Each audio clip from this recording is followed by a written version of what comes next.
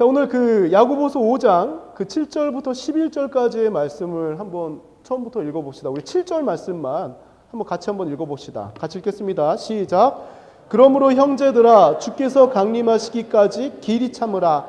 보라 농부가 땅에서 나는 귀한 열매를 바라고 길이 참아 이른 비와 늦은 비를 기다리나니.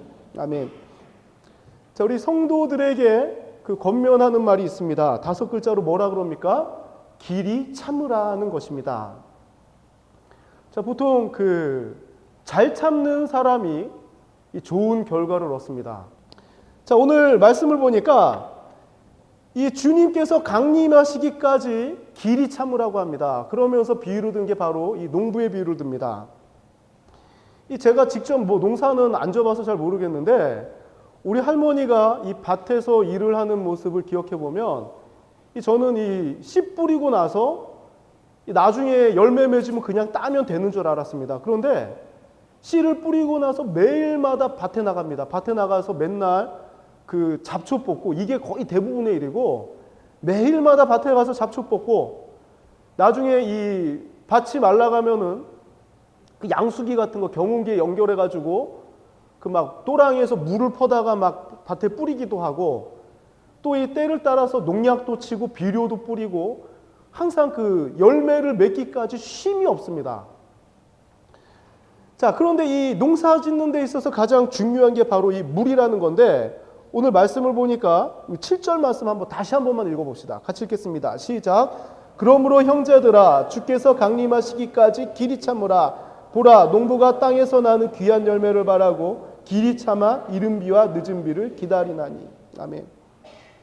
자, 지금은 양수기라도 있지만 옛날 이 야고보 사도가 살았던 시절에는 비가 필수적인, 농사에 있어서 필수적인 요소였습니다.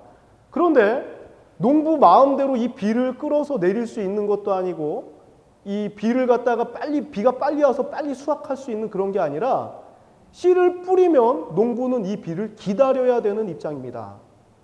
마치 농부가 씨를 뿌리고 언젠가는 비가 오겠지만 3월에서 4월 사이에, 또 10월에서 11월 사이에 한 번의 비가 내리겠지만, 마치 이 확신 가운데 농부가 씨를 뿌려서 기다리는 것처럼 신앙의 경주에 있어서도 하나님께서 임하심을 기다리면서 끝까지 오래 참으라는 것입니다. 투자를 하고 노력을 투자하고 시간을 투자하면 더 아름다운 모습으로, 내가 시간을 투자한 만큼, 노력을 투자한 만큼 반드시 열매를 맺습니다. 외모면 외모, 공부면 공부, 운동은 운동입니다. 신앙도 마찬가지입니다. 오늘날 우리 그리스도인들이 살아가면서 왜 삶의 능력, 이 복음의 능력이 나타나지 않는가? 왜 신앙의 열매를 맺지 않는가? 이런 고민을 많이 하는데 그 원인은 분명합니다. 복음에 시간을 투자하지 않기 때문입니다. 단순히 7일간의 삶 가운데, 가만히 한번 냉정하게 한번 생각해 보십시오. 7일간의 삶 가운데 하나님 앞에 온전히 시간을 투자하고 노력을 투자한 시간이 과연 얼마나 되는가? 일주일간의 삶 가운데 몇 시간 됩니까? 하나님을 사랑하고 정말 내 안에 구원받은 그 기쁨이 충만하다면 우리가 어디에 투자를 해야 되고 어디에 시간을 활용을 해야 되겠습니까? 세상의 일과 하나님의 일을 겸해서 한다는 그런 생각이 좀 팽배하기 때문에 마치 내 세상 일을 이루는 것이 신앙생활의 전부인 것처럼 생각하는 게 맞습니다.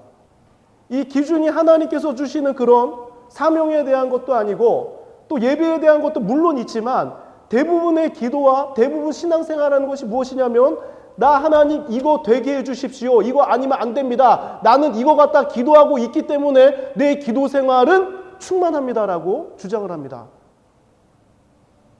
그리고 나는 이 목표를 이루기 위해서 하나님 앞에 오늘 전심으로 예배드렸습니다. 새벽마다 이 목표를 위해서 예배합니다. 이 말이 맞는 것으로 착각해서 들리는 경우가 많습니다. 이 기준은 하나님께서 세우신 기준이 아니라 내가 세운 기준 아닙니까? 마치 오늘 야고보서 5장 7절에 나와 있는 이른 비와 늦은 비는 씨를 뿌리고 그 결과를 기다리는 것은 농부이지만 비를 내리는 분은 하나님이기 때문에 이 농부는 씨를 뿌리고 나도 나름대로 투자를 하지만 하나님께서 내려주실 때를 기다리는 것처럼 그리스도인들도 이 세상을 살아가면서 내가 하나님을 알기에 위해 노력하고 투자하고 하나님의 은혜 부어주시기를 준비해야 된다는 것입니다.